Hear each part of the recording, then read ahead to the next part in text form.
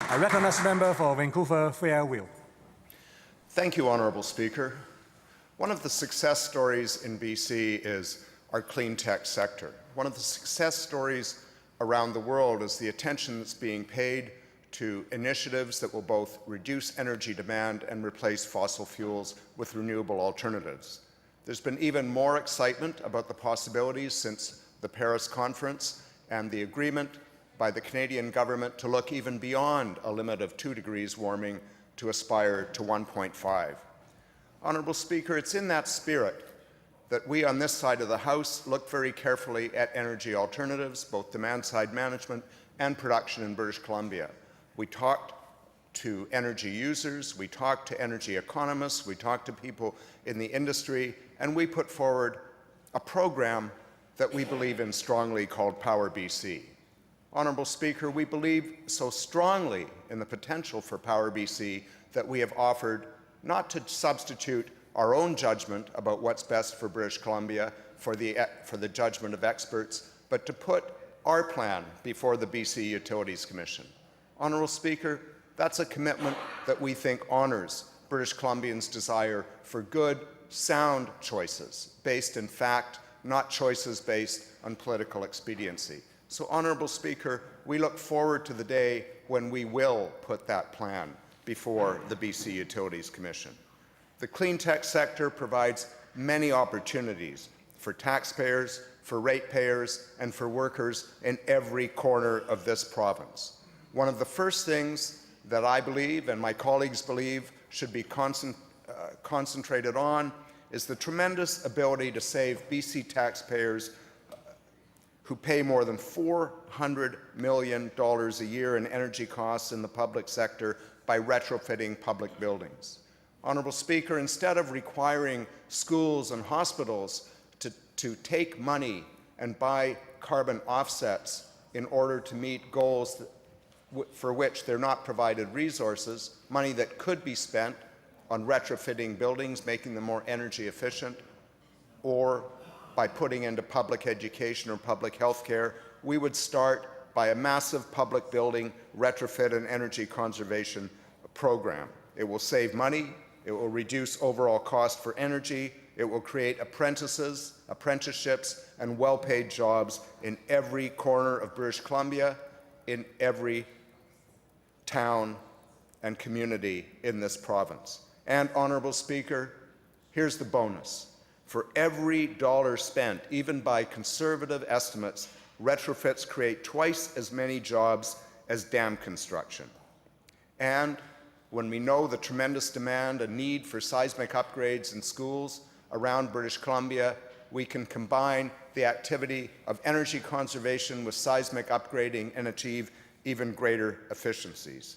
The Maple Ridge Pitt Meadows School District estimates that simply by replacing aging light fixtures and ballasts, they could save more than $280,000 every year.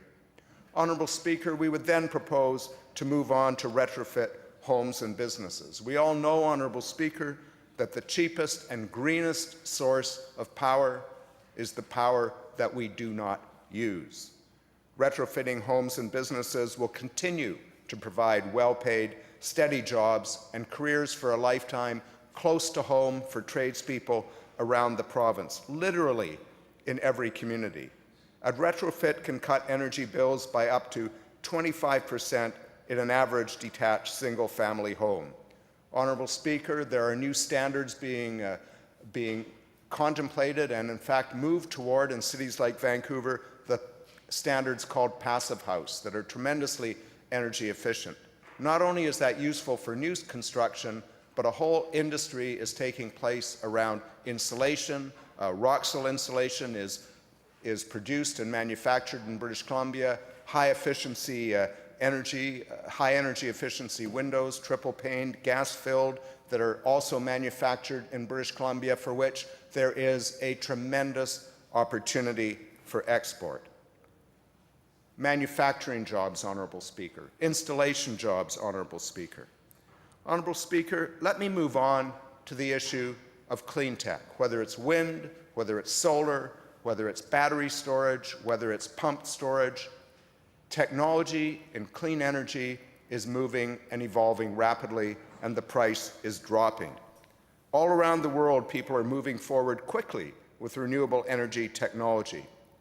The Lawrence Berkeley National Laboratory report in October 2015 said that the price of U.S. solar has dropped a whopping 70% since 2009. And in the same month, the largest residential solar installer in the U.S. says its new module can produce 38% more power in a module that costs less than existing technology. Honourable Speaker, wind turbines are becoming more efficient, and people are working on wind turbines that can work off very low-speed winds so they can be sited in many more places in this province. But, Honourable Speaker, in the last 2 weeks, the Canadian Wind Energy Association announced that with no prospect for a power call for their sector in British Columbia for at least a decade, they were closing up shop in British Columbia.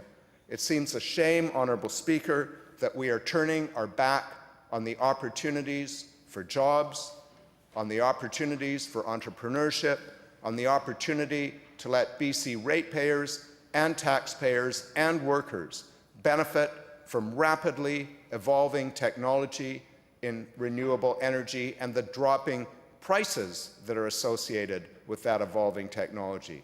We believe, Honourable Speaker, that we can do much better.